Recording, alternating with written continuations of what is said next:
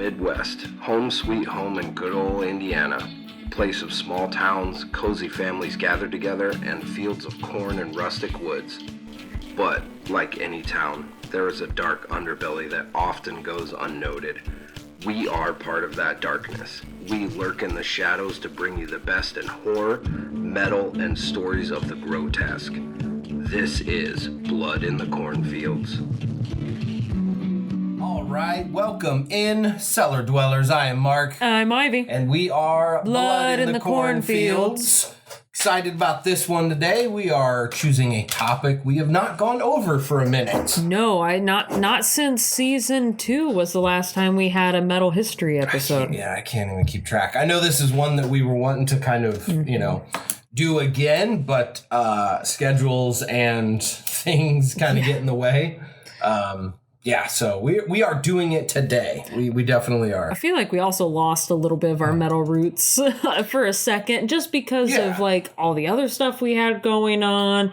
And also, we've been doing a lot of collaboration episodes. So we still kept with metal, but we've been doing collaboration episodes with Black Tornado. Yeah, absolutely. And I think that, let's be honest with each other. This is always going to be a horror movie's first podcast, right? But, with subtle differences in, metal and stuff like that. But there's so many things going in the world of horror now that it just requires our attention a lot more. Absolutely. So many things. And we're going to do a speed round of those things and talk about them briefly. Yes, we are going to try and break down our, there's a lot of things going on in this world right now. So, if you want to start us off, go ahead. Yep. All right. So Clown in the Cornfields, based off of a book that's actually a YA novel or young adult novel. I had no idea. I didn't know that. Started reading it and wow, I feel old reading it because it takes place in a modern teens. So they use lingo and shit? Yeah, lingo, kind of outdated lingo, honestly. But they talk about TikTok and updating their feeds and live streaming, and I'm like, oh my god, I don't need any of that. But apparently that movie is going to start off by playing exclusively in drive-ins, and that is badass. Yeah, that's pretty cool. I've been fortunate to go to a couple drive-ins in my time. Pretty cool experience. I think the last time that I went to a drive-in was to see It Chapter 2, so this will be yet another clown movie I'll go see at a drive-in. Yeah, and I know with the ones I've been to, there's 2 movies at play. Yeah, there's a double feature. Yeah, so it's if you can hang, you can watch both of them. Right? All right. So for me, I wanted to bring up OnlyFans. Yes. Especially because our girl. Yes. Jessa Flux. Jessa Jupiter Flux. Yes. Is in this one. And it's one, she's got a lot that she's working on that are in production, / possibly releasing soon. And this is one of them that is released. I think I can order the DVD because the pre-order? Yeah, because the page is still up where it was I don't know how to describe it, where Robbie did it too, where hey, you can fund this. Oh yeah, and then you can get this or whatever. With perks and whatnot. So Kickstarter. I looked 2 days ago, first of all, to see if I could order it, but it said first edition DVDs are available for $30. So I was like, okay, cool. So I plan on ordering that. I didn't. So hopefully it goes through. Yeah. Some of that production stuff can change quickly and. Absolutely. And, the weird thing is I thought this movie was already out because I saw things about it on Instagram and I'm like, what? And this was months ago that I saw OnlyFans stuff on Instagram and I'm like, I thought this was out already. So, the movie's finished. If it's on a streaming release, maybe. I would like to own the physical copy of this. Absolutely. So, I'm kind of waiting for that, and I've kind of ignored the streaming. So, any of you that are interested in it, it looks really funny. It does look good. Yeah, it just, the whole premise for the movie is there's vampires out, and then, Jessa and Maverick, what is his last name? Drew Maverick, I think is his name. They're in this movie and they kind of do quite a few movies together, but they have a group of friends and they discover one of the vampires and then they like, I'm thinking like go back to tell the others or whatever, and then the vampires confront them, and then they get this idea like, hey, no, like people would pay for that shit to become a vampire, and so they create an app, and it just kind of looks funny and kind of chaotic. Yeah. So I'm all over that. I think that looks really cool, so I'm gonna be supporting that definitely. Absolutely.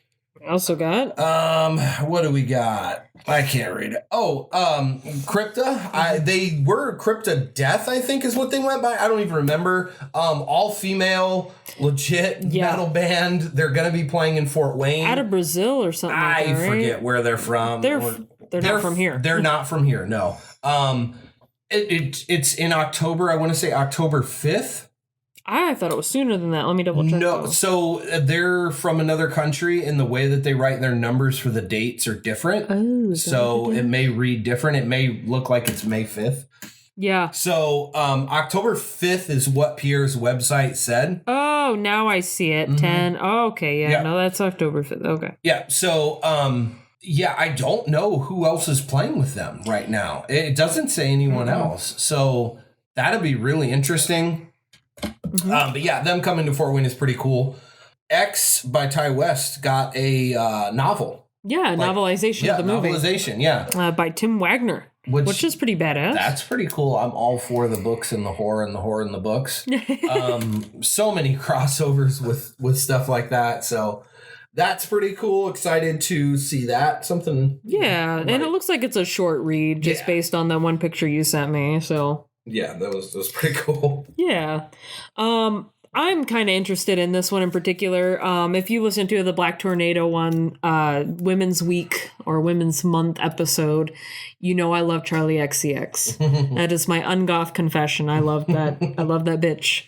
But anyway, apparently on Fangoria magazine, Charlie XCX will be teaming up with Takashi Miike, the same guy behind fucking Audition, Itchy the Killer, and One Missed Call. Is going to be teaming up with her. Itchy the Killer, is it the one with the guy in the slits in his face on the cover? Think so, yes. I think it is too. Yes. I remember that one. I remember that one specifically for its cover. Yeah, so that's going to be badass. I'm very excited about that.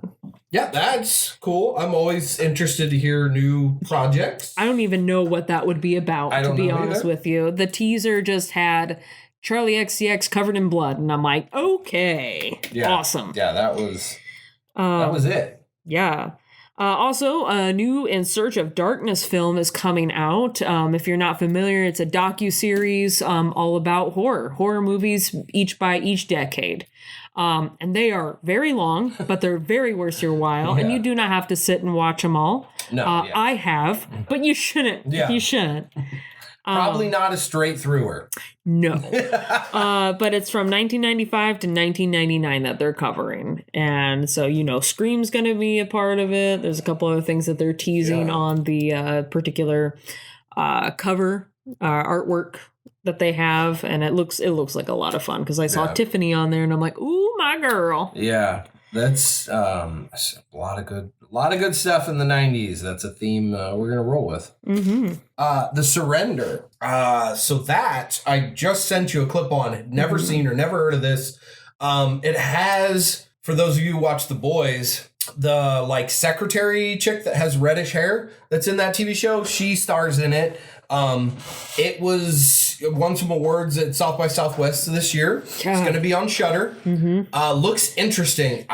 It's kind of witchy, kind of resurrection-y. Especially at the end with them kind of in a circle. It's dark. It's atmospheric. It looks neat. It looks pretty cool. So excited for that. Oh, and side note, we didn't even write this down, but the movie I've been wanting to see the most, what is it? The Ugly Stepsister? Oh, yeah. The Ugly Stepsister. It's like...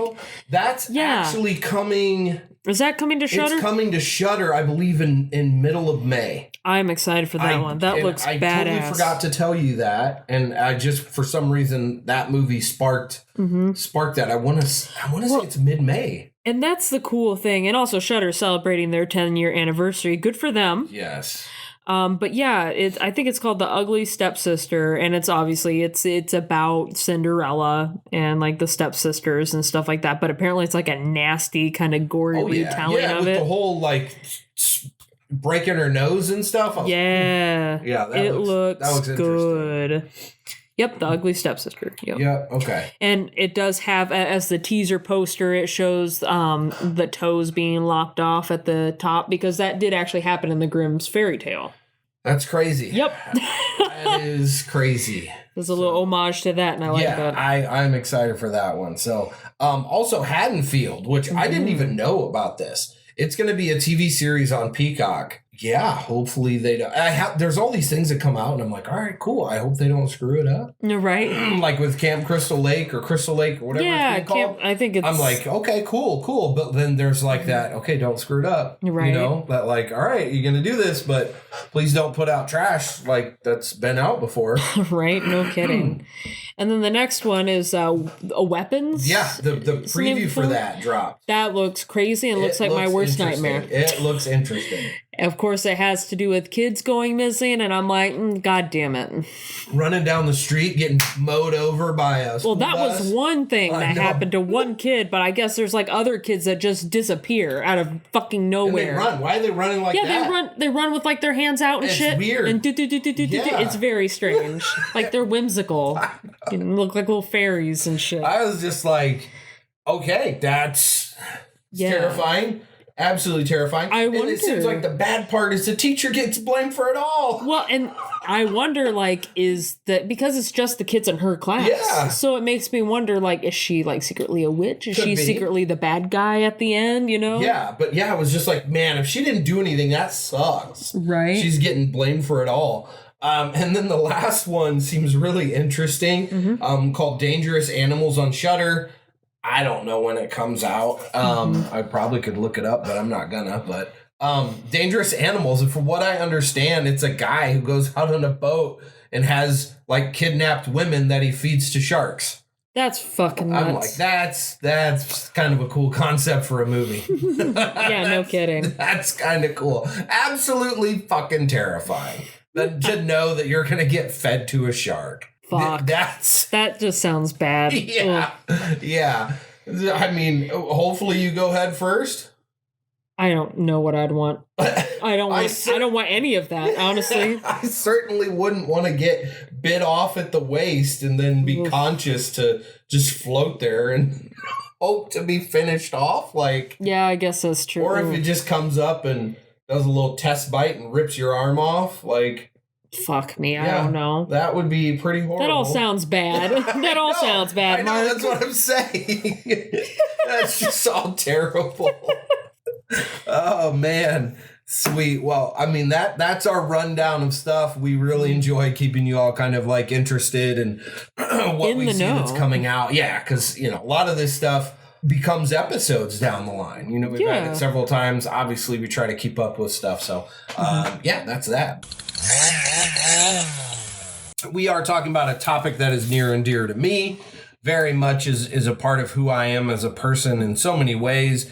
We are talking about metal of the 90s. Yes, we got away from the satanic panic stuff, and now we're bleeding our way into the dingy, dark, and dirty. Yes. So a couple of notes for the 90s and what to expect kind of going through all this. To me, some of the little notes I kind of put down was the rise of grunge and the fall of glam. Oh my God. Because you really see that. You also see new metal is born. Yeah. We love and hate it, or at least most of you do out there. I don't know how you feel, Mark. I have a definite love-hate. I'll get into 100%, yeah. Alternative metal takes off. Because there was an alternative movement, but then there was like kind of alternative that was heavier than the regular. Yeah. And to me, that kind of get lumps into metal, even if like some of you hardcores out there will disagree. It gets thrown into metal because of like, all right, what else is it? Heavy rock? That isn't really a thing. But and then also the 90s, in my opinion, this is where metal and mainstream meet. Oh, 100%. And we can definitely get into that in a little bit more detail here in a bit. But I guess when I think of like where metal and mainstream meet, my first thought is like, okay, the movies of the 90s, we're talking like the Anne Rice. Queen of the Damned? Queen of the Damned, yes. I think of that movie. I was thinking of the Interview with the Vampire. Yes, I was thinking of that one. Yeah, kind of. But yours is more spot on. Yeah, Queen of the Damned, and then the other one that I think of where metal meets up with mainstream is also going to be like there's Summon the Crow soundtrack, and there you go. Thank you. That's exactly it. Yep, the Crow soundtrack. Goddamn. Has some. It has a Cure song in there, so it's got some goth. It's got a good mix. Yeah. Still to this day, the best soundtrack ever. Yeah, that was the one I was bringing up. So thank you. So in 1990, just a little background setting for you all. The Gulf War is currently going on, and I had from 90 to 91, but I in my mind I feel like it drug on a little bit more than 91. You know more about this than me, buddy. I was born in 95. Yeah, so, and I was, just so everyone knows, I was definitely alive during all of this. I was probably 10 years old. Well, I'm 90, I guess I would have been like 9. So, 9 to 10 years old starting off with this. But I remember a lot of the Gulf War stuff with the news clips and seeing the like bombs being launched and stuff like that with like the tracers and everything, but not really understanding what war was.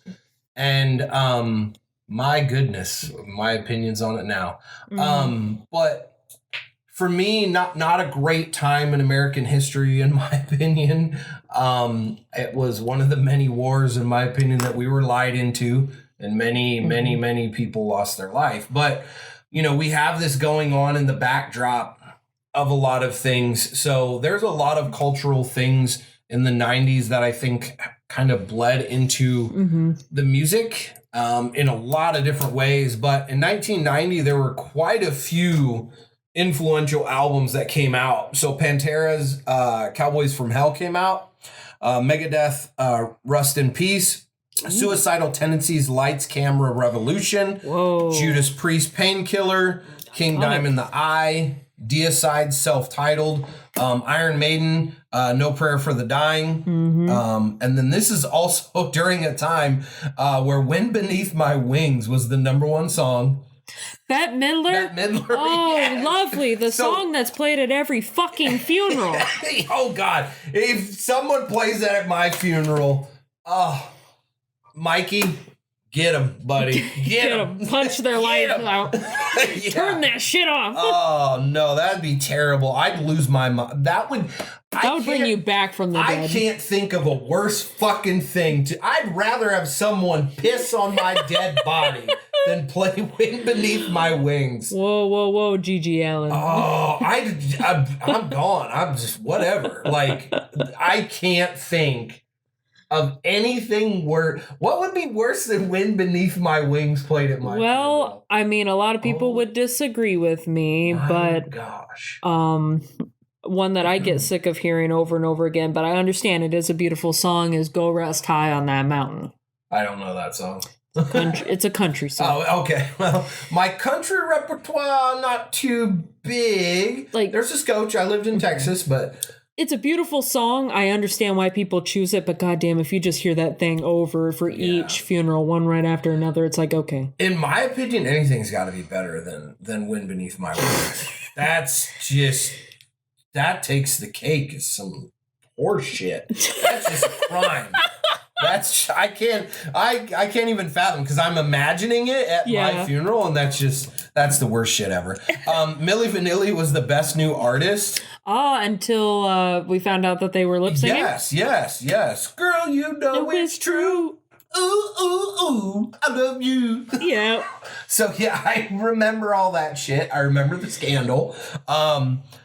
And I mean, like, I guess it was one of those things where, so that happened with another band. I want to say it was CC Music Factory or something. Ooh, okay. Where apparently the singer wasn't attractive. Like, I think she was like a bigger girl, which, you know, back then, whatever. Yeah. But like that, and she straight up like didn't fit their narrative. So they cast some like skinny chick that was like lip syncing. Yeah. And this girl, like, I don't know what they did live. I'm like, I pray that she was not behind the curtain at a live show. And then all of a sudden it fell down or something, and she's just like, like, how did they pull that off? But yeah, anyway, that's kind of the time. And this is also unfortunately when Stevie Ray Vaughan died in a helicopter crash. That's too bad. Yeah. And then also we have Death, Spiritual Healing came out. And then Cannibal Corpse first album, Eaten Back to Life. Yes. Came out. God damn, like death metal really took off, I feel, in the 90s. Yeah, there was so not the death metal that you think of today per se. More sludgy, more grudgy, more rough. Not like blazing fast, not blazing technical. Yeah. Not random odd time signatures, different things like that. Just very rough, like you had like Dying Fetus and Napalm Death, even though they originated in the 80s, they started doing some shit in the 90s that was a little bit more experimental, I would say, you know. For that time. You also had like Dying Fetus played Milwaukee Metal Fest the year we did. Oh, that's cool. Holy shit. Yep. Let's see here. What was the other one? We'll get to them in a little bit, but Mayhem. Mayhem, yeah. Children of Bodom, of course, and then you have Children of Bodom had an album in 1990? Really? I did not think they were around then. Yep. 1990 was like 1993 was like when they first started making music. Yeah. Yeah, you had a lot of like interesting like death metal bands that were doing more stuff. Autopsy, Cryptopsy. Yeah, I had when Cryptopsy put out their first album. You know, of course, have Decide, Morbid Angel. Yep. All those fun blokes that, you know, did some weird shit that, you know. But I think Cannibal Corpse really took the cake because their albums alone, like the album covers, caused so much controversy. I remember, and of course, granted, I wasn't in the 90s. Sure. But even when I was in school, like 2010s, you wore a Cannibal Corpse shirt, change that shit right now. You're not wearing that here. Yeah, I wore a Cradle of Filth shirt. Oh my God. Dead Girls Don't Say No. Oh my God, dude. So yeah, needless to say, my high school did not take kindly to that. Good old Middlebury, Indiana. Yeah, so like there's a lot of cultural things that seep into this because you have to remember 1990 was still close to like the late 80s ish when they had the whole censor stuff with Dee Snider going to court with, you know, Body Count making the album that we'll talk about just to basically say fuck you to Tipper Gore. A lot of that was still bleeding into the 90s because that stuff just didn't like start and then go away. Like Tipper Gore and her fucking group of Nazis, in my opinion, fucking had to listen to every single album and then grade it and rate it like if it was good. Make them suffer. Yeah, and one of the ones that she shit on most was Prince. Yeah, I remember that in the last episode we talked about, and it was like, what the fuck do you have against Prince? But yet you're gonna let fucking King Diamond skate away with just one under his belt. Yeah, it was all just bullshit. But that's when the parental advisory really was kicking in. So yeah, we do get a lot of that in the early 90s. I don't know much about the Death album, Spiritual Healing, but judging by the cover, I'm thinking it might have some satanic panic kind of... hey, I didn't say satanic Hispanic that time. Hey, if you did, it's okay. A satanic panic influence on there. So yeah, and I mean, we've got some pretty heavy hitters here early on. So moving to 91, Sepultura Rise, huge album for me growing up. Igor Cavalera was like the first metal drummer that I can remember that I was like, oh, like I actually pick out the metal drummer. Like there were bands that I liked and there were like some drummers that I was like, oh, he's pretty good. Yeah. But like, I didn't remember his name. I didn't really know what he looked like. You know, like Igor was the first one where I was like, oh shit. Because they did stuff different. They were so Brazilian heavily influenced that they brought the Brazilian aspect into it with the multiple drums and the different vocalizations and different things on there that they got into more later in the 90s and Roots, and I'll cover that too. But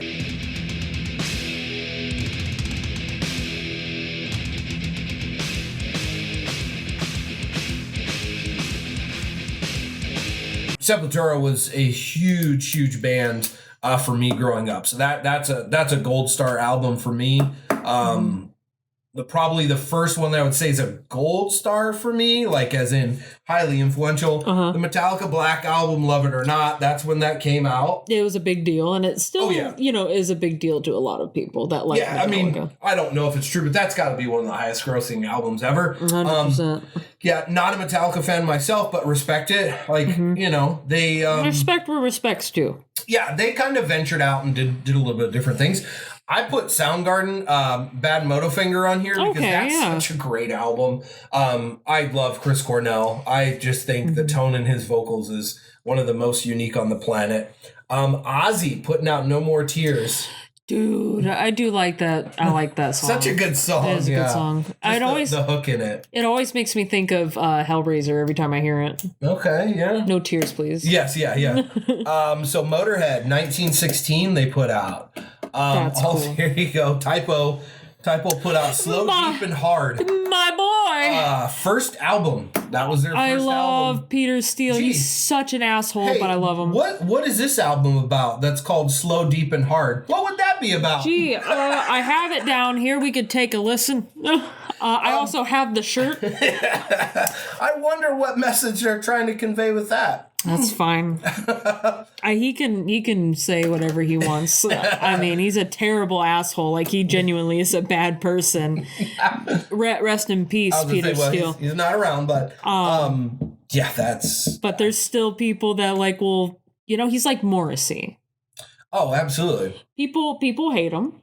Yep. But yet you can't be like, but I still like your music. Oh, there's a ton of people that still listen to Typo Negative. Suffocation, Effigy of the Forgotten was out. Pantera, Vulgar Display of Power. Alice in Chains, Dirt. Ooh. Oh, so I moved into 92, my bad. So let me stop there. That's okay. Suffocation was the last one in 91. 1992, I just put the LA riots, in my opinion, were the biggest thing here. The LA riots happened because what's his name who got hit with a brick? And it was racially divisive. What was his name? I'm sorry, I'm blanking. We'll look it up real quick. Rodney King. How can I forget about that? Yeah, Rodney King. As a child, I remember seeing it, and I've not really thought back on this, but if memory serves, there was video of him getting pulled out of the car, and was it beat by cops or something? Yep, he was. It was Reginald Oliver Denny, who is a former construction truck driver who was pulled from his truck and severely beaten. Yeah, I want to say so they even hit him with a brick. I remember it being a total black and white thing, which it seemed to have been to my eyes. But I remember that it was just really divisive at the time. And I know that there's a lot of that division later on, even with the OJ stuff that happened, several years later. Which I hate to see, because I always hate that, for me, that's one thing that really sucks, is I hate to see the division. And there are powers that be, in my opinion, that want to see us divided, and I hate that. But there was a lot of that in 92, and the LA riots were crazy. So that's kind of the backdrop for, in my opinion, the most important thing that was happening. And in 92, like I said, you had Pantera, Vulgar Display of Power. And note on Pantera. Wow, what a fitting title for such a trying time in 92. Yeah, so Pantera was actually glam back in the day. You told us that, and that's weird to me. Yes, they were, and then strange. Yeah, they kind of changed. And I'm not a Pantera fan. I just know that from living in Texas. And I spoke about my run-in with Phil and Saba, which was the weirdest situation. That's so cool. But yeah, vulgar display of power. I mean, even though I don't like them, I cannot deny the mark that Pantera has left on the metal community. And I will argue, and keep in mind, I don't like either of these bands. I don't. Mm-hmm. I think that Pantera has a bigger footprint on the metal scene throughout the 90s than what Metallica does. I think to this day, Pantera has a bigger stamp on metal than what Metallica does. Main reason is there's a lot of reasons, but the biggest reason in my mind is I feel that Pantera is seen as more legit than what Metallica will ever be looked at. Okay, I get that. And I think the way that Dimebag passed and then Vinny after, I think just builds them up more because like art, you always joke if you want to be a famous artist, then paint something and then die. Right. Because your work is worth 10 times more when you're dead. I feel like that has kind of built this up. And I mean, they're touring now. I just think that if I have to pick one band that, biases aside, encompass the 90s and metal, it would probably be Pantera. Okay. On the American side. Yeah, because I completely agree with you. Yeah. Like Pantera, as far as switching genres, an influential band also, I would argue, was Ministry. The industrial metal. Yeah, 7th grade for my DC trip, I had a Ministry shirt on. Nice. Yeah, I'll show you that picture sometime. You have to. That's cool. Standing in the row in front of like the White House or whatever the hell. Oh, that's cool. Where you have your whole class and stuff. Yeah, I have a Ministry t-shirt. Nice. So yeah, I mean, obviously they were straight up goth before, and then literally transformed into this industrial metal band. And 1992 was when their album Psalm 69 released. What a fucking great album. And it really solidified the fact that, we're going to be metal now. And I actually got a shameless plug real quick. I went to a zine fest at Lang Lab in South Bend. And I met a guy who was selling comic books or zines that he made. Okay. So zines are mini magazines that are, self-published and self-made. And he has a story all about how he met Al Jorgensen. Oh. Yeah. That's cool. It's a fun read. So definitely we'll try to link it so that way you can read some of it because it's a funny one too. It's a funny comic. He even has like his own like playlist on the back.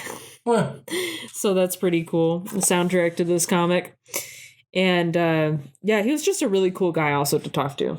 Yeah, so support him. Definitely. So after Pantera, Alice in Chains Dirt, a huge album. They're of that alternative like where do we put them in my opinion? Yeah, I mean, because I don't think you would necessarily call Alice in Chains new metal. No, I would call them like heavy alternative. Yeah. Because they're not just like alternative because, I mean, what would you even categorize as like alternative? Like Jane's Addiction or something like that. Okay. Or like, I consider REM a light alternative. Yeah.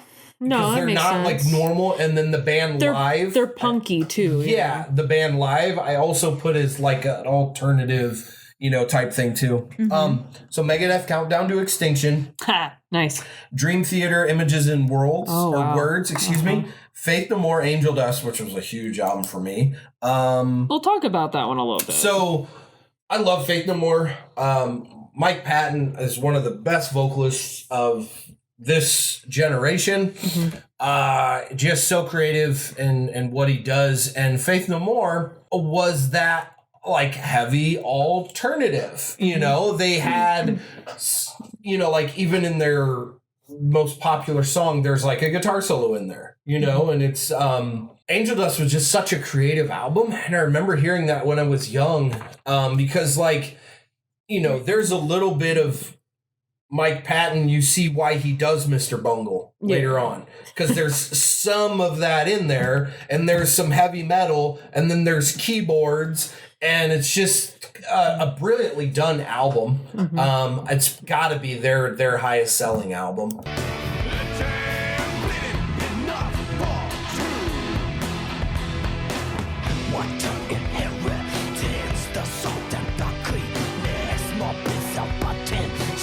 Nice. But yeah, no, I just fucking loved that album as a kid, because my influences were not all metal at the time. You know, like I liked 311, you know, which comes later on in this, and I, you know, like Deftones and like other stuff that wasn't exactly metal. But alternative. Yes.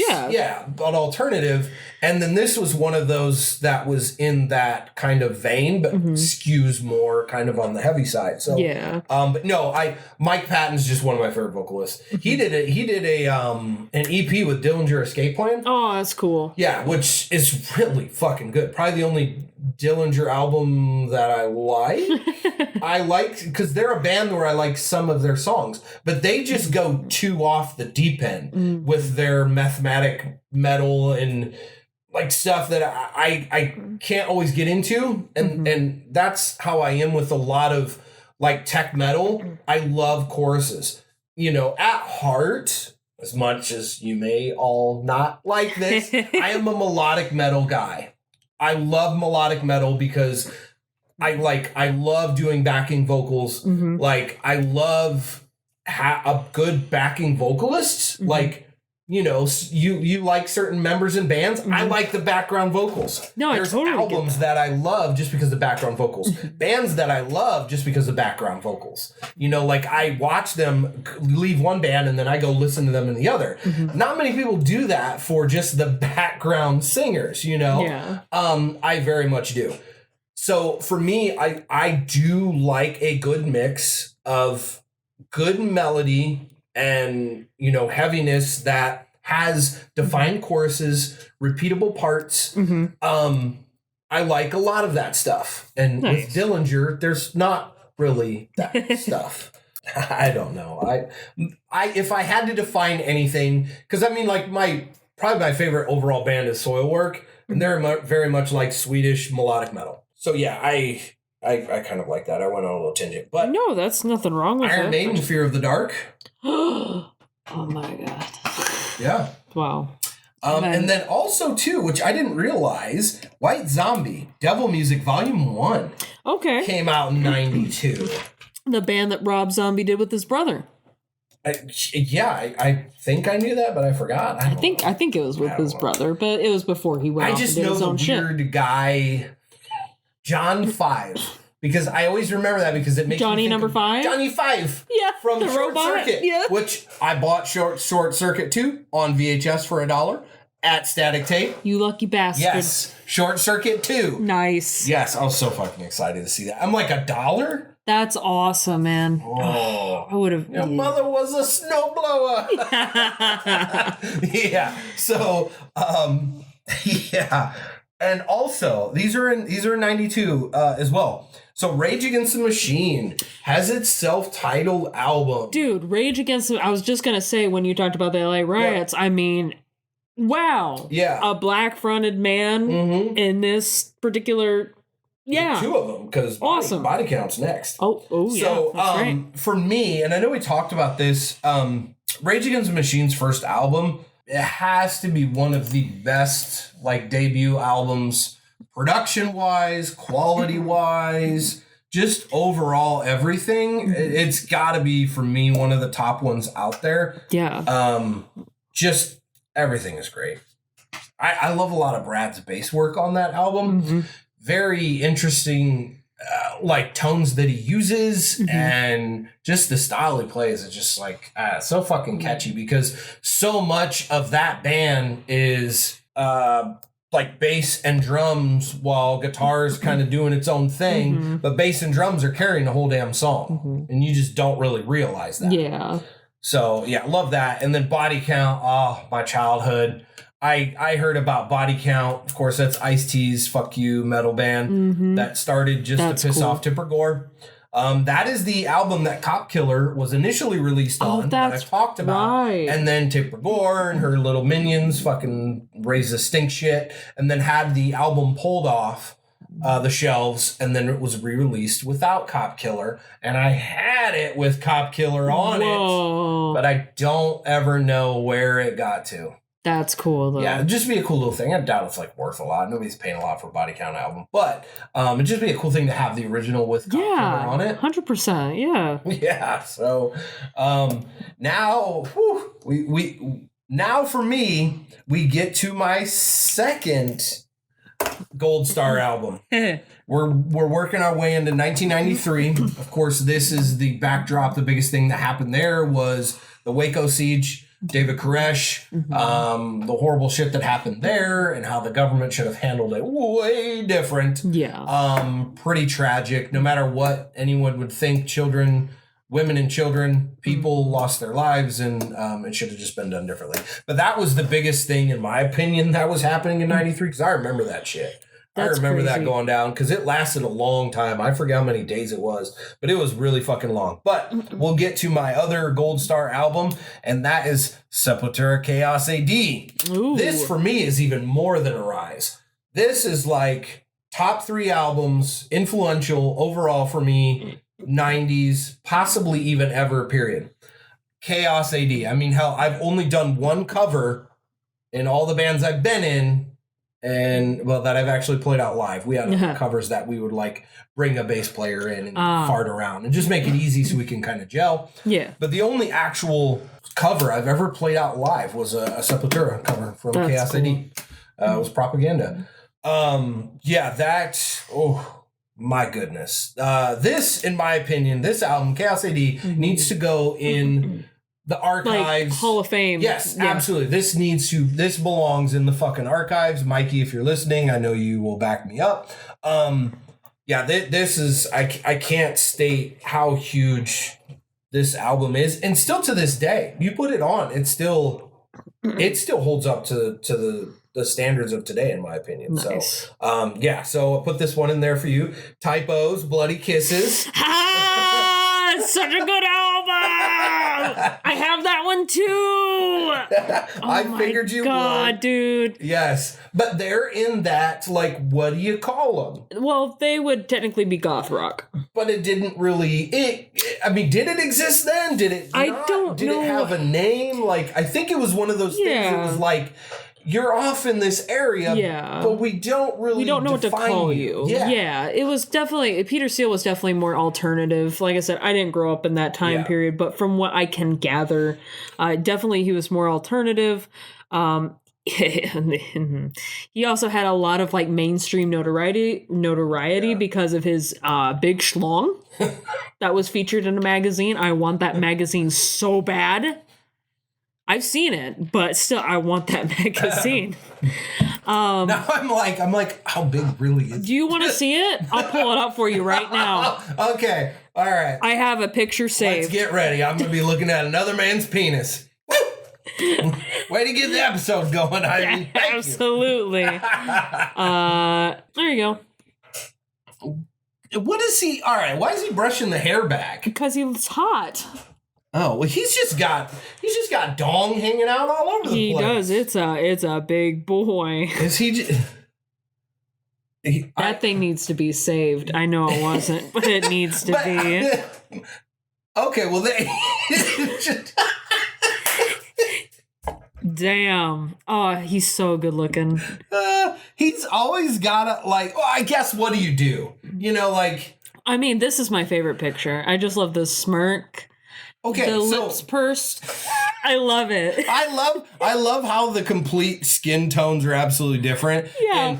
And granted, I'm sure if I saw a frontal on of my penis, it may seem the same way. Yeah, but I didn't realize he had so many nudes going on out there. Oh yeah, he did. Yeah, I love him. He got down, but I like that he tries to be like sensual kind you know, he's like 6'8" too, so it's like he's a big boy. That checks. If you're 6'8" and you got a small dong, like that's like I don't know. I could sword fight Peter Steele. Oh my god, dude. I think Rasputin would love to try to sword fight Peter Steele. Apparently he had a big schlong too.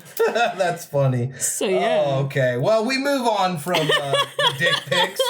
Merciful Fate in the Shadows also had an album. And then for me, Tool Undertow was a pretty influential album of that generation too. So that was 93. Tool was big. I never really been a big Tool fan, but I understand why people do like it. Yeah.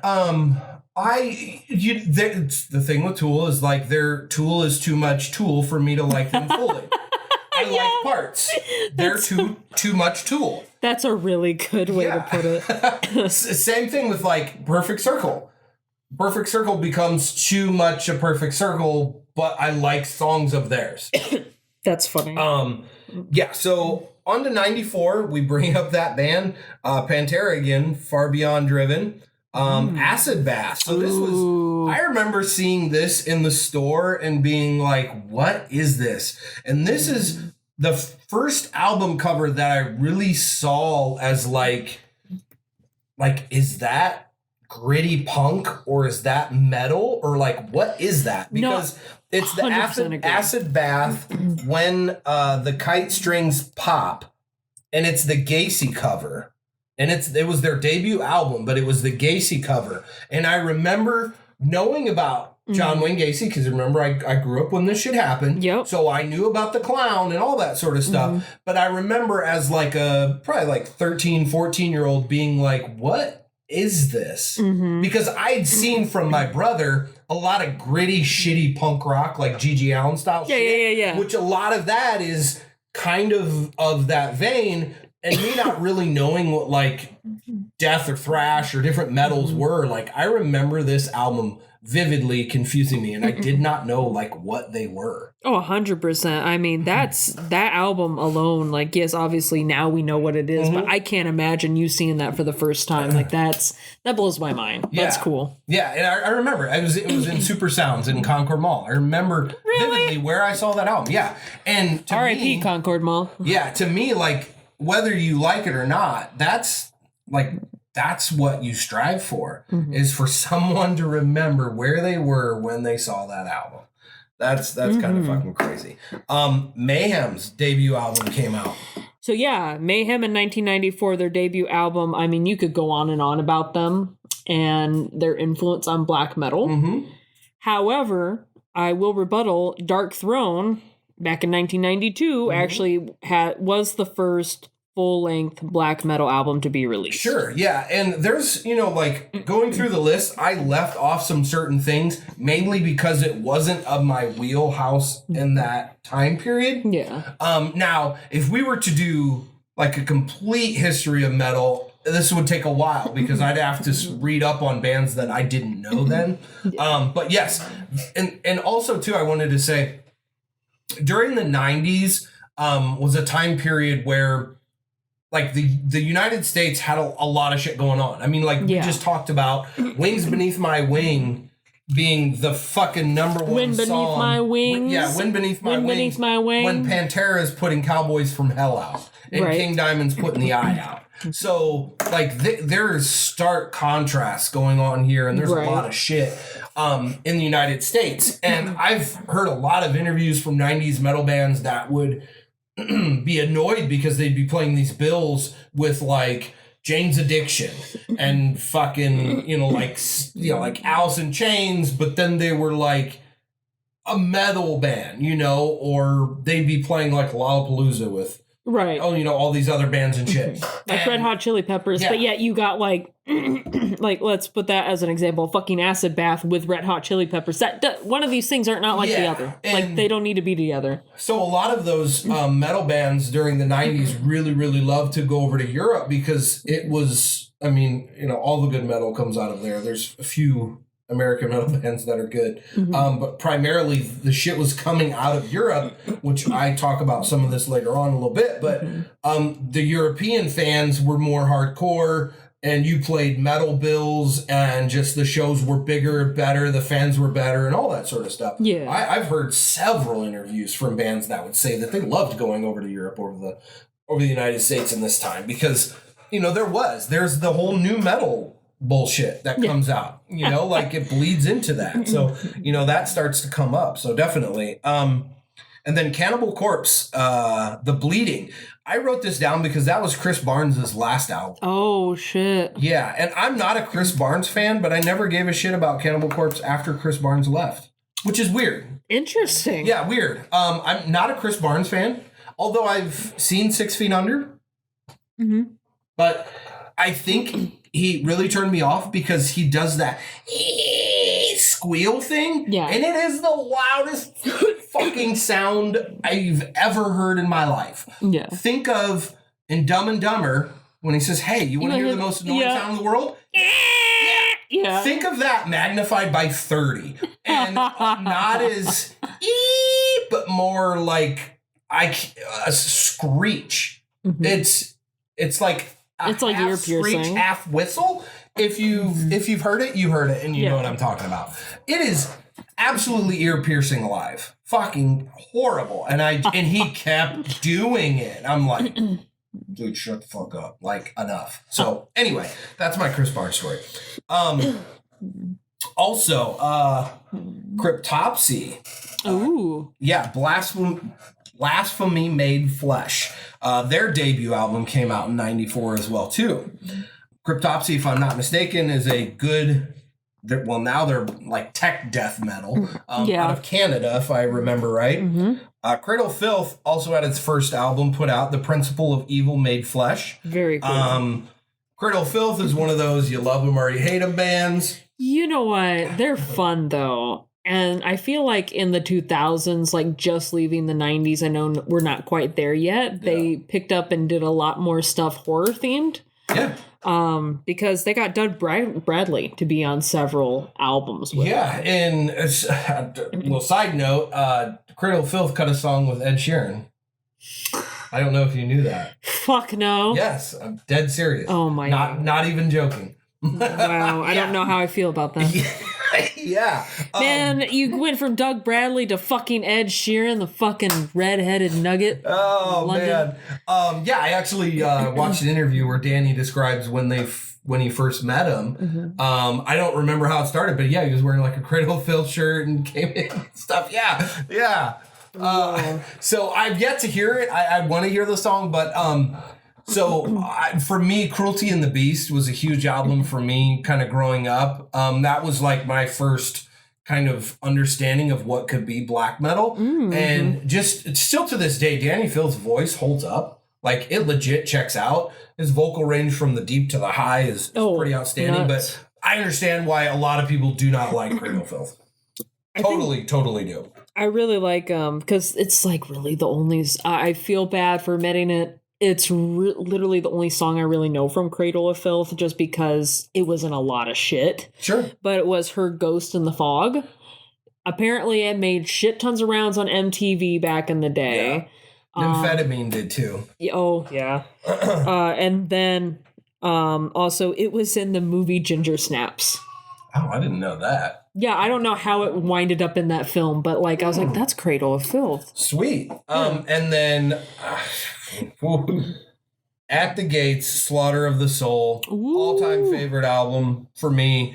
This is the bar none, because I've talked about it several times on this episode, but then also for that documentary. Mm-hmm. For me, At the Gates, Slaughter of the Soul was the first album where I was like, oh shit, like, this is metal? Wow. The thing that the layman person or the lay person would hear when you put At the Gates on is just that tempo. It's got a very upbeat thrash tempo. It's not a blast at all, but it's just a constant, just comes at you.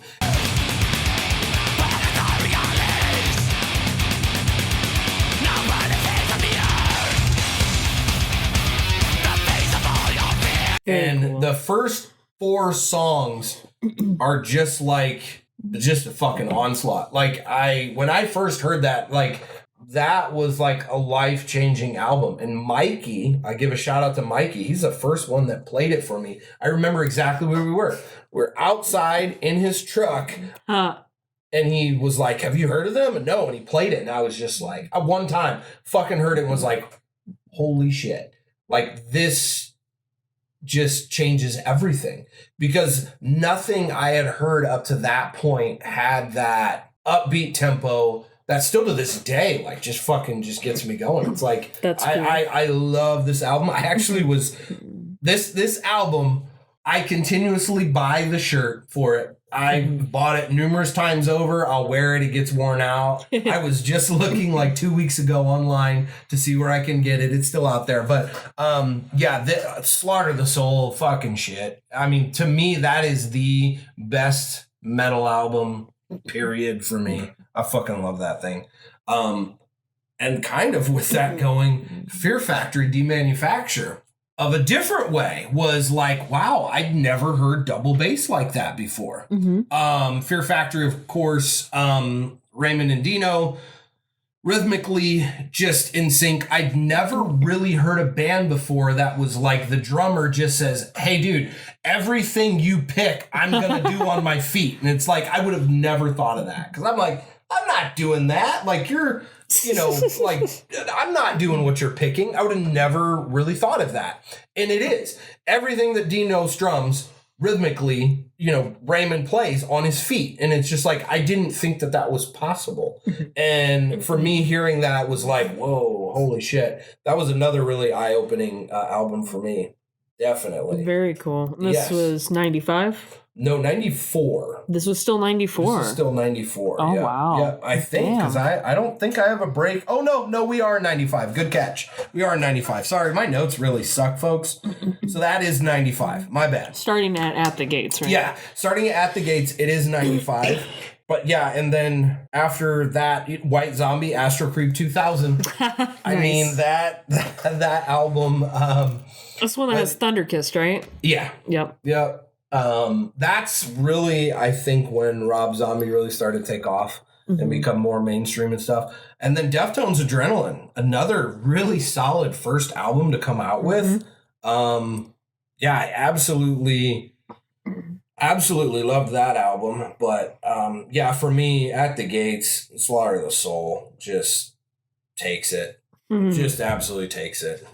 So on to 96. So first one, I had mentioned Sepultura and Roots. So this is where a lot of the Brazilian style comes in and bleeds into. You've got the drums and a lot of the Portuguese singing, all that sort of stuff came into Roots. The cover really just shows it all. I mean, it's, I don't know if it's a Brazilian guy or what, but it's very much like has that kind of woven into the background. So Roots, a very, very solid one. Cryptopsy put out another one, None So Vile. This is the first Cryptopsy album that I heard. Ooh. And it was just like, wow, that's what blast beats can do. That's what I remember from that. And In Flames put out the Jester Race. I still to this day, I like In Flames. It's, again, a little bit of a love-hate relationship because they very much came to a point and then incorporated melody in. And that lost a lot of people. As you get older, your tastes change. Yeah. And, different things happen. I think that's kind of what happened with In Flames. Typo just dominating this October Rust. Oh, yes. Yep. I love that one. I always remember that cover. That's a good cover. It has an awesome... I think that's the one that has Summer Breeze on it. I'm trying to remember. I don't know. Their cover of Summer Breeze. I think it's on that one. I could be wrong. And then also that one has I Love You to Death, which Luke and I had played at our... Not our wedding, but our after party, because the Catholic Church wouldn't let me play shit like that. Sure. But... it was a big part of like our love relationship. So. Yeah. Sweet. And then 96, you've got Dusk and Her Embrace, Cradle of Filth. Like that was another one that was big for me. Pantera, Great Southern Trendkill, again, another massive album from them. didn't really feel like they were mine per se, but yeah, they definitely one and another album too, to kind of go into this whole like alternative-y, metal-y, industrial-y thing. Marilyn Manson, Antichrist Superstar. Fuck me. So I can't roll my eyes hard enough. Yeah, that came out. And the good Christian band Rotting Christ put an album Oh out. my good. Okay, so I'm glad that you actually mentioned them. So Rotting Christ, I have a fun story about them. Okay. Kind of. They're involved. So when I had, and I don't know if my parents will ever listen to this. Unfortunately, they disowned me a long time ago. But Yeah, fuck them. yeah. But when I had first, they disowned me twice actually. Oh, The first time that they disowned me, first time wasn't good enough. yeah, apparently not. But the first time, I decided, fuck it, I'm just going to be a rebel. I'm going to dip my toes into things that I feel like no good Catholic girl should. Which is a natural reaction. So I started on a death and black metal kick. Oh. And my husband, around the same time, was going to Greece with my sister-in-law, or with his sister. And the thing is with Luke, and I love him for this, he loves to venture into places that nobody else would go. Sure. And so he immediately seeked out in kind of a seedier area of Greece that usually a lot of people don't go to. And he can correct me on this, but he went to a record store called The Bowl of Noise, and it specifically specialized. That's fucking cool. Yeah. Like, you already know what's going to be in there. Yeah. You already know. Like that's a great name. Specifically metal stuff. Yeah. And the owner there, was talking to Luke, and Luke said, hey, my girlfriend, because I was his girlfriend at the time, my girlfriend really likes metal. And she's been on a black metal kick. Can you give me some good Grecian bands, or bands that originated out of Greece, that she could listen to kind of give her more, range? Because that's what you did back then, because you couldn't hear shit on the internet. Yeah. So he, so basically what he did is he picked up several albums for me, and one of them happened to be Rotting Christ, The Mighty Contract. This was a 1997 album. Unfortunately, I haven't listened to it yet, like outside the case. Like, obviously, I listened to it on YouTube. Yeah. But yeah, it's really Is it cool. not even opened? No. I wouldn't even open it. Like, it's badass. Like, yeah, I wouldn't even open that. This one, though, I had to be opened. And my husband got a black metal album signed by the actual member of the band. Oh. It was called Medieval Demon. And I had actually heard about it on like a Reddit post a long time ago. I came across my feed. But yeah, there's the dude's signature. Oh. You don't say that looks like a black metal band. Yeah, with the boobies out and everything. Yeah. But yeah, it was amazing. My husband surprised me with all these black metal albums. That's cool. And I'm just like, wow. Thank you. Like, that just meant a lot. It made me realize I need to marry this man now. So that's my little story with Rotting Christ. That's awesome. Ministry put out Filth Pig. Yeah. Trying to see what else I had here. I mean, for me, 96 didn't really have a ton of stuff. It's still weird because 96 is very much really when I think things started to get kind of weird, in my opinion, because you have getting more of the bleeding through like new metal and alternative and different things like that. So yeah, it's I don't know, it's kind of a weird thing there. In 97 we had In Flames, Horacle. That was a big album for me. That was the first one that I really kind of remember coming into. I just absolutely love that. Rammstein, 97. Yeah. And I want to say that was the Du Hast. Yes, that is the Du Hast guys. They're German. Well, yeah, I knew it was them, but I want to say, is that the album that it came out? Oh, the actual I can't album? say the name of it. I don't know. Luke, you can help us out with that. You're German. I think it is, because I remember seeing that. Oh, yeah, that album, yeah. It probably is. If not, whatever, fuck it. Yeah, that one kind of came out. And you just had Rammstein was a big deal, though. They really were. And so we'll get more into that later. Yeah, they're the band, oddly enough, that I've seen the most. That's badass. You lucky bastard. Well, so I've seen them the most, but never have gone to see them. They're always playing with bands that I've seen. That's cool. It was weird. I went through a 90s thing because, of course, they were huge. Mm-hmm. I heard 90s. That they got like awesome pyrotechnics and shit, and I would love to see that. Yeah. So for me, it wasn't influential to me, but it was influential to a lot of the people around me. Hatebreed. Ooh. 97, Satisfaction is the Death of Desire, was a big album for a lot of people that I know. Not so much for me, because I wasn't really a Hatebreed fan, but I know that came out in 97. That was a big one for a lot of people. Kind of had that whole, like, what would soon to become hardcore, but like hardcore wasn't really like a thing. And then that was happening a lot because of this album. Hatebreed, in my opinion, with a lot of the bands that I played with and people that would come to shows and stuff, like, this is a huge album. And when they were listening to music, because my band was touring, like, and playing, and a lot of these kids were like doing hardcore shit, but I didn't know what it was because it wasn't a thing. Like wearing the same clothes, like picking up change in the mosh pit and doing the kicks and all this. And I was like, what the fuck? What the fuck's going on? Yeah, like, what is this shit? Totally confused. But yeah, a lot of that. I mean, Hatebreed really, I mean, that's probably, I would say, is the godfather of it, but who knows? Also, too, Foo Fighters, The Color and Shape, put out an album. And not metal, but like that rockish alternative. Yeah.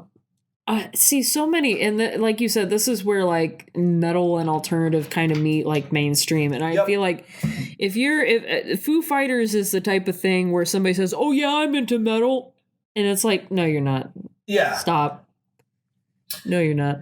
Yeah, because I mean, like, like Testament put out an album that year, and you had Mayhem putting out another one. Judas Priest was putting out Jugulator. Is that what that is? That's right. I don't know.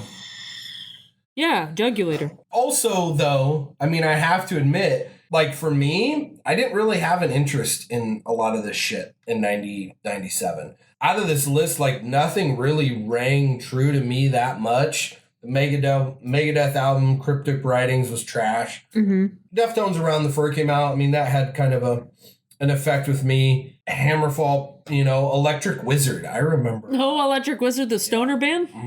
Oh, yeah. I believe that was the stoner band. And then also Children of Bodom putting out, but not really like a lot of... Not a lot of heavy hitters. No, not really my kind of stuff, to be honest. But it's like, I hate because I know during this time period there's other stuff foreign that was coming out, but that like just didn't resonate with me all that much. 98, I know Voodoo from King Diamond. Ooh, yeah. That's a good album. Yeah, was a big one for me. But yeah, I compare that to Metallica put out Garage Inc. No one remembers that. No, nobody does. And then you've got Meshuggah actually. Out. Yep. They seem like a big 90s band to me. I don't know. I don't listen to them as much, but they just, hearing a lot of 90s metalheads, they kind of, Meshuggah. So I think a lot of them kind of started with the 90s, but I think they picked up steam in like the early to mid 2000s. Oh. Okay. You also have System of a Down putting out their self-titled album. I don't give a shit what anybody says about System of a Down. I fucking love Surge. I love that man so much. I love that band. Yeah, they're definitely a band that you love or hate. I just think they're good. They put out continuously good shit. And Surge, even when he did his, like, in my opinion, his, like, albums by himself, like, much later on, fucking phenomenal, in my opinion. I love them. So, like, I don't know. You take whatever you want to take from that. So, I mean, this is when some bands that I really, really like started to kind of come over here. So Obscura, great kind of techie metal band. They put out an album. I don't remember if everything is their first, but I also know that Soilwork, probably my first favorite overall band, also put out an album in 98, Steel Bath Suicide. Anthrax also was in there. Just, you know, some stuff. It just, I'm struggling for words. Because towards the back half of the 90s, in my opinion, like, stuff just wasn't as good. And because it's like, I feel there was a lot good in the 80s. And then also not a lot of things in this time were like fully interneted out, if I could explain that. So this is kind of like this is like the beginning of the this internet. whole era is the rise of the internet. And then also you have grunge really taking the front scene, and like you have the beginning of the 90s where grunge really wasn't taking a hold, but then like I feel as we're looking through from like 95 on, I'm like, damn, like I'm really struggling to see like a lot of albums like that I really metal, like, right? Because so much American shit was grunge. Yeah, so much was. There was so many bands that like jumped on that bandwagon that wanted to popularize that, run with that. But there's like a lot of other artsy, you know, again, alternative people that had more albums out at that time, I would say. And that's neat to kind of see it evolve, but it's also, this is kind of the sad part because it's getting to where we're at now with metal. And we'll get into that in just a little bit once we reach 99. Yeah. So, I mean, kind of with that said, looking at 99, first album I really remember, I didn't really like it as much, but it stuck out. Neurosis, Times of Grace. Was a big album I remember seeing. Also In Flames Colony. You know, I would be remiss to not say Slipknot 1999. I know a lot of people, you know, kind of dug that. I was never really a Slipknot fan myself, but Merciful Fate 9. That came out. Another legendary cover that I remember being younger. We also had Dillinger Escape Plan. Nice. I'm trying to see what else. Oh, Typo Negative. World Coming Down. Yeah. So we had that as well too. And then, you know, like I've not mentioned bands like Korn and stuff like that. You know, we don't need to. Yeah, because I think they, you know, like they really stole a lot of the limelight. They did. But we can talk about them briefly. I mean, while yes, they are, you know, the new metal, they're the people that you think of when you think of like, oh, metal in the 90s. You don't usually think about half the bands that we just talked about. Yeah. You usually are thinking about Korn, you're thinking about System of a Down, you're thinking about help me out, bud. Like Limp Bizkit. Limp Bizkit, stuff like that, where it's like it's bite-sized metal that people can handle. Yeah. I mean, I guess 9 Inch Nails you can throw in there too, but I feel like they're more alts. They're goth rock almost. And it did have the whole like, hey, I'm gonna rap in metal spin-off parts to it. Love that. Thanks, Linkin Park. Which, well, really it originated from Run DMC and Aerosmith. I have no problem with that. I have no problem with their version of Walk This Way. It was kind of badass. Yeah, so I mean, that's kind of where that started and came out. And if you also remember, too, Body Count was Ice-T, who had done rap, but then did metal. Which is so cool. Yeah. But anyway, I mean, the point I'm trying to make is really from 95 on, in my opinion, there wasn't really much good. Wasn't really much good at all because...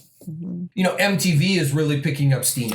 And MTV only played certain shit, you know? And then you had the internet kind of starting out and really starting to get bigger. And I remember this specifically. So my high school did not have internet till 2000. And that was behind the times. So like in 97 and 98 and 99, most high schools had the internet. I remember getting the AOL discs in the mail. And, you know, there's not that yet. So it's harder to go outside of the MTV and the VH1 and stuff like that to really get a lot of your music.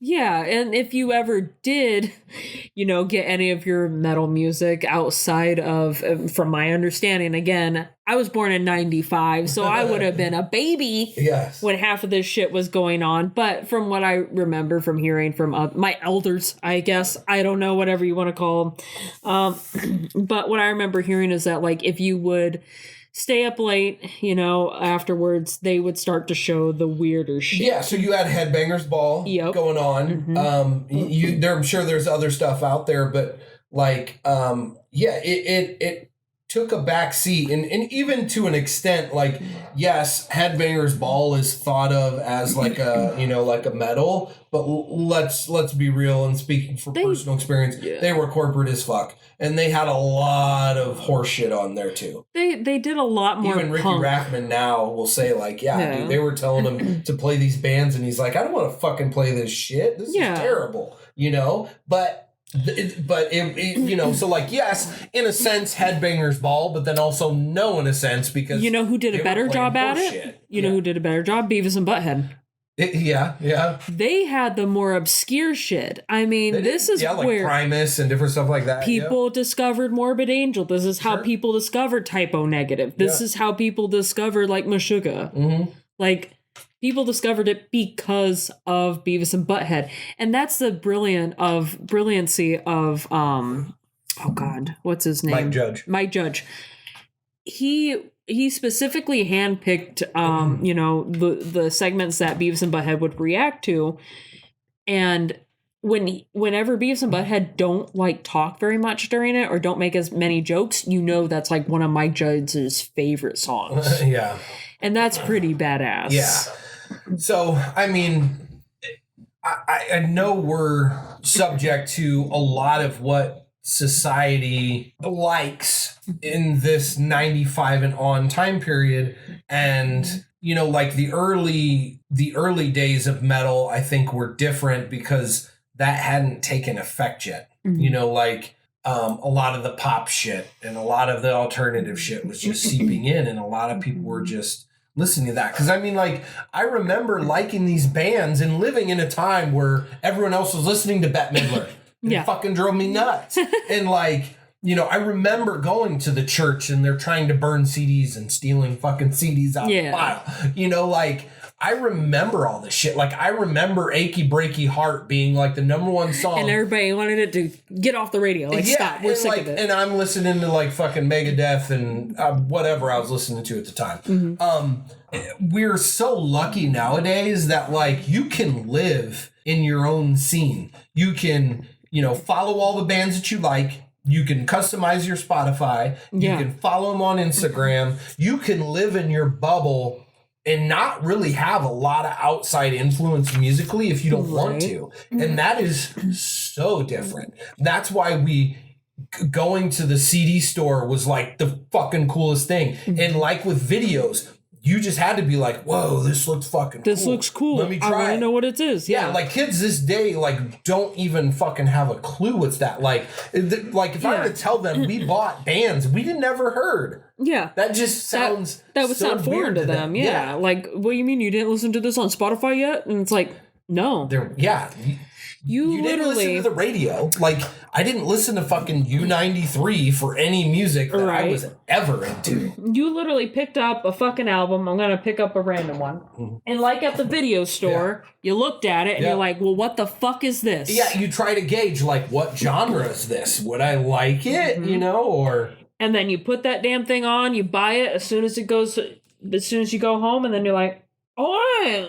That was something I really like. Yeah, and I gotta go check out more of this guy. And a lot of it too was going out to see bands you liked, and then hearing the opening acts, And it's so different from now because, like, you can already hear the opening acts. You can know every song they've ever written. But back in the day, you didn't know shit.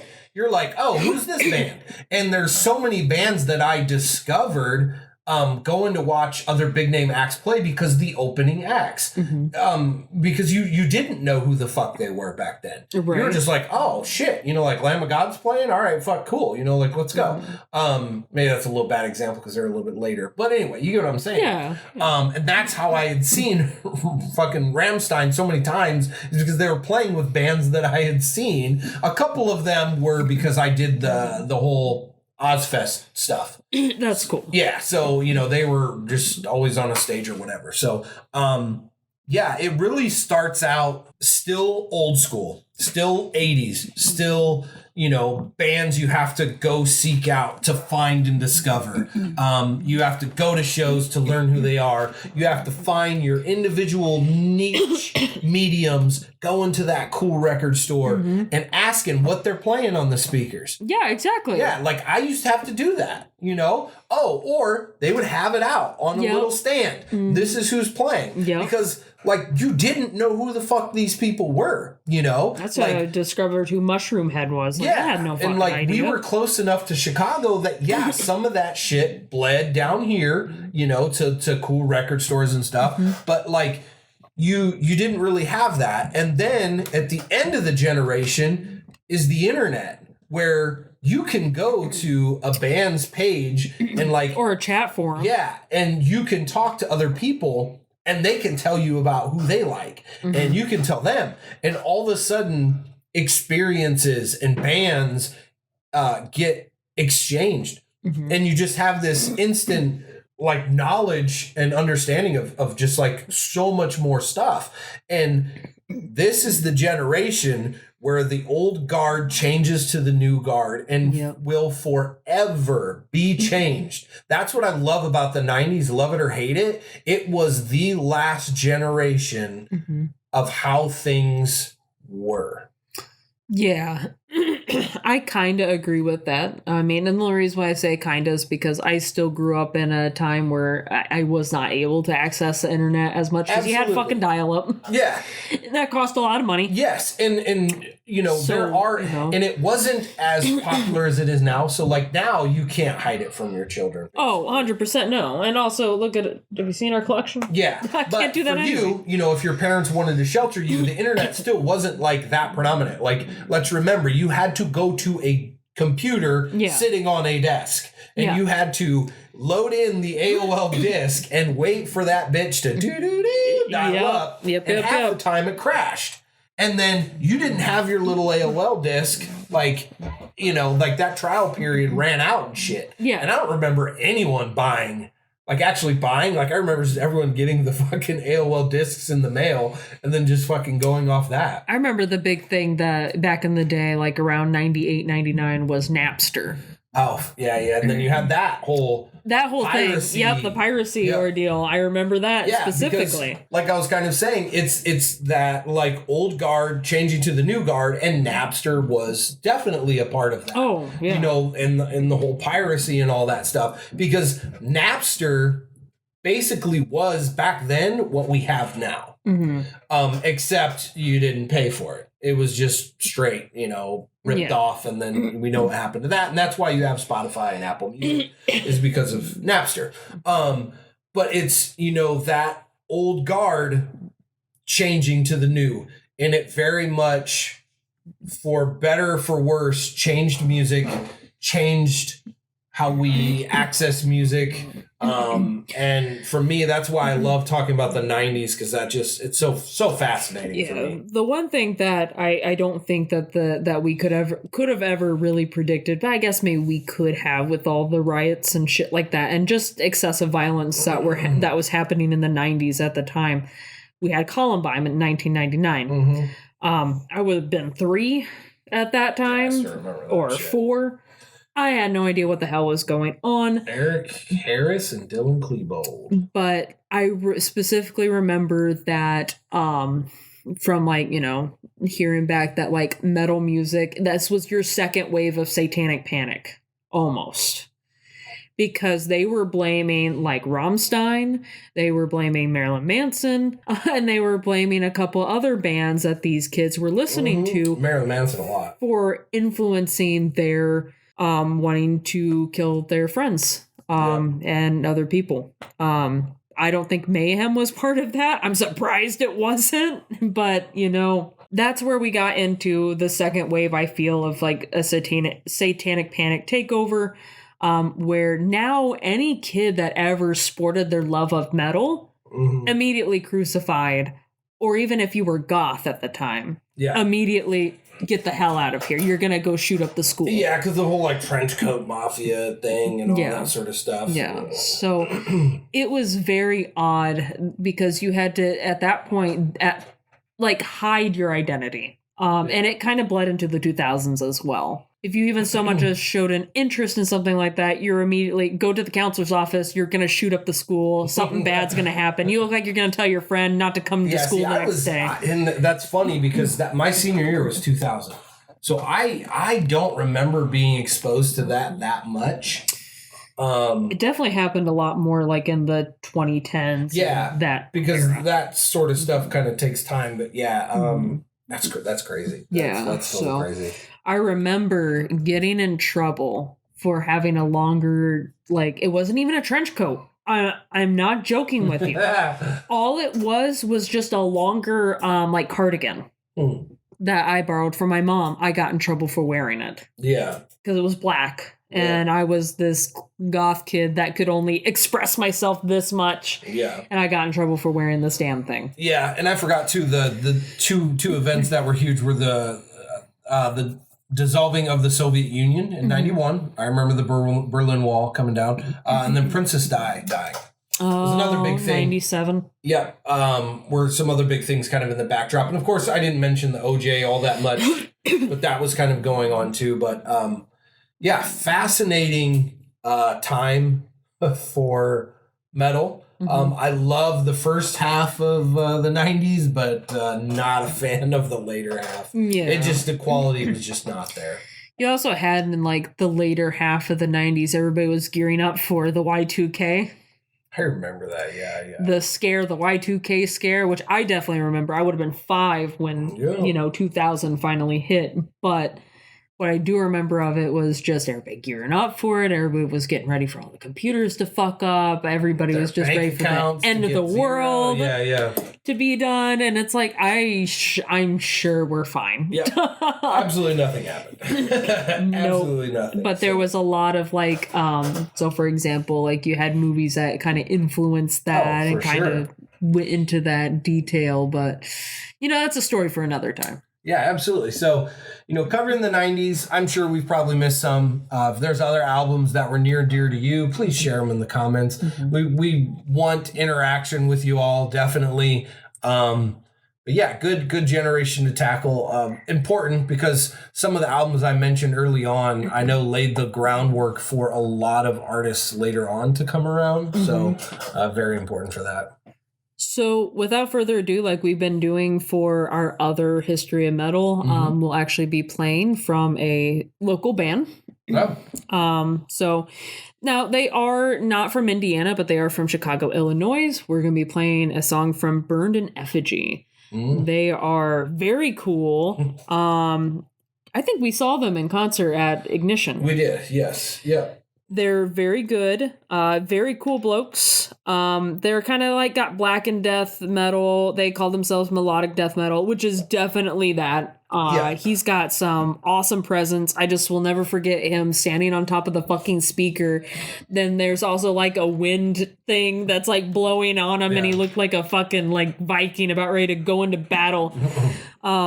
Their album, Rex Mortem, is very good, but we're going to be playing the song Nightfall because it has influences of vampires of the Nosferatu persuasion. So we'll play a little bit of that for you at the end. Please go check them out. They're a wonderful band. Hopefully we get to see them again in Indiana if they ever decide to come back this way. But... yeah, I guess with all of that being said, look out for each other and good night, cellar dwellers. Bye. Bye.